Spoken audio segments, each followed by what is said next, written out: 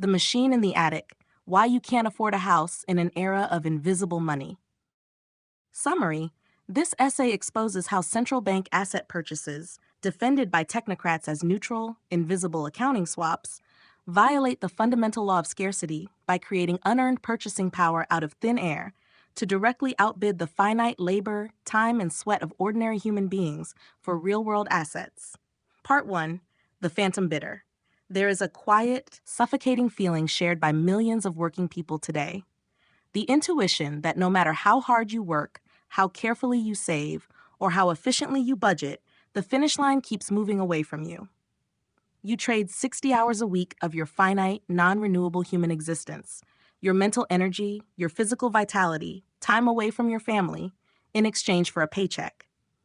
You sacrifice current consumption to build a down payment for a modest home. Yet, when you enter the open market, you find yourself consistently, effortlessly outbid. Housing prices sit at historic multiples of median income, mortgage rates remain painfully elevated, and the simple dream of owning a piece of shelter becomes a statistical impossibility. You feel the presence of an unseen adversary in the room. But who is outbidding you? It isn't just your neighbor down the street who worked a few extra shifts.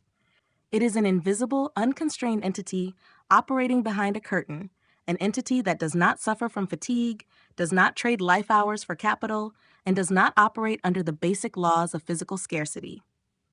That entity is the central bank. And the ultimate moral violation of modern economic life is that an institution can create purchasing power out of thin air at zero marginal cost, step into the real world, and outbid human beings who paid for their dollars with their blood, sweat, and time. Every human being intuitively understands the law of conservation of energy. Nothing comes from nothing. Value requires effort. When the financial system bypasses this universal truth, it doesn't eliminate scarcity. It merely redistributes it, forcing the everyday citizen to bear the burden of an artificial game. Part 2: Pulling Back the Curtain. The Technocratic Defense. When you voice this frustration, the economists and technocrats step forward to tell you that you simply do not understand how modern central banking works. You're misinformed, they insist. Quantitative easing, QE, isn't printing money. It's just a neutral, routine asset swap. It's invisible to the private sector and mostly irrelevant to your everyday life. They point to dense balance sheets, regulatory capital rules, and ledger definitions to construct a sophisticated narrative shield. They argue that when the central bank creates new money to buy financial assets, it is merely swapping one asset for another. The technocratic explanation relies on a technical distinction between two different pipes in the monetary system. One, the wholesale system, M0 monetary base.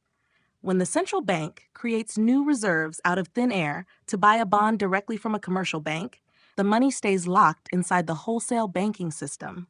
The bank trades a bond for a reserve balance at the central bank. No new consumer deposit is created for the public.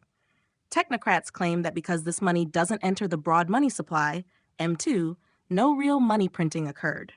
Number 2, the retail system, M2, broad money. When the central bank buys an asset from a non-bank entity, like a pension fund, or when government deficits drop cash directly into consumer checking accounts, new deposits appear on retail balance sheets. This spendable cash enters the real economy, driving up the price of consumer goods like food, gas, and everyday items. The central bank uses this pipe system as an alibi. They point at the retail pipe M2 during periods of low consumer price index CPI growth and declare, "Look, M2 didn't explode, so we didn't print real money." This content is brought to you by Bobby Giggs. Promote your brand here and reach a wide audience across platforms like YouTube, Instagram, and Facebook. Follow the links in the description to get started. Part 3: The Machine in the Attic. This technocratic defense is an elaborate accounting sleight of hand.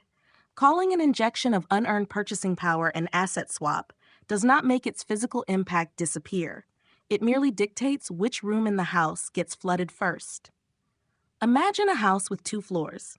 The ground floor is the retail economy where everyday citizens buy groceries, used cars, and clothes. The attic is the wholesale financial market where institutions trade stocks, corporate debt, and mortgage-backed securities, MBS. When the central bank creates trillions of dollars in wholesale reserves, M0, it pumps massive, artificial pressure directly into the attic.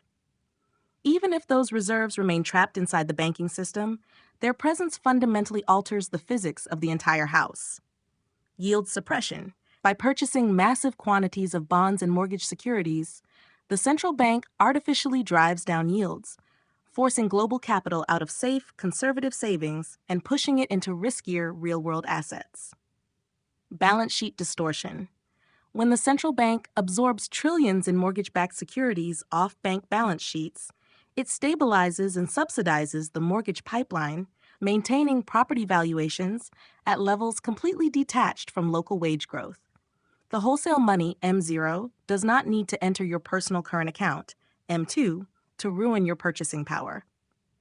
By inflating asset prices, land values, and equity markets in the attic, the central bank ensures that real estate capitalization rates collapse, institutional investors stream into single-family housing, and median home prices soar out of reach. The technocrat claims no inflation occurred because the price of a gallon of milk stayed stable. But the citizen trying to buy a starter home knows the truth. Asset inflation is real inflation. It is simply inflation concentrated on the very assets required to achieve financial security and independence. Part 4. The asymmetric landscape. Zooming out to the broader economic landscape reveals a stark structural divergence. Across major G7 economies over the past 2 decades, broad money creation and central bank balance sheets have expanded at rates that completely dwarf real economic growth, GDP. More financial claims are being manufactured than there are real goods, services, and structures being produced. When financial claims grow faster than real-world output, those with first access to the newly created claims, central banks, primary dealers, and major financial institutions, enjoy an extraordinary systemic advantage over everyone else. This asymmetry breaks the core social contract of a free society. A fair economic system relies on a simple premise. Individuals compete based on productivity, innovation, and voluntary exchange. When a central institution can step onto the scales, manipulate interest rates, and manufacture purchasing power without undergoing the scarcity constraints that govern human labor, it creates a modern form of financial feudalism. Part 5. The core reality.